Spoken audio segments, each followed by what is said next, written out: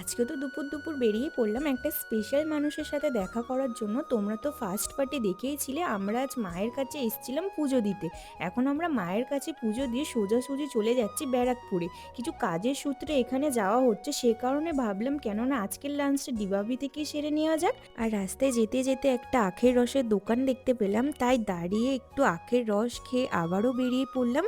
কারণ আমাদের এখনো 17 কিলোমিটারের মতন রাস্তা অতিক্রম করে যেতে হবে। কিছুটা রাস্তা যেতে না যেতে একটা অদ্ভুত জিনিস আমাদের চোখে পড়লো। সেটা দেখে আমরা তো লোকাল মানুষের কাছ থেকে জানলাম যে এটা একটা নোংরার ঢিপি, যেখানে কিছুটা জায়গা আগুন লাগিয়ে পোড়ানো হচ্ছে। অবশেষে ডিবাপিতে পৌঁছে প্রথমে বিল করে দুটো চিকেন বিরিয়ানি নিয়ে নিলাম।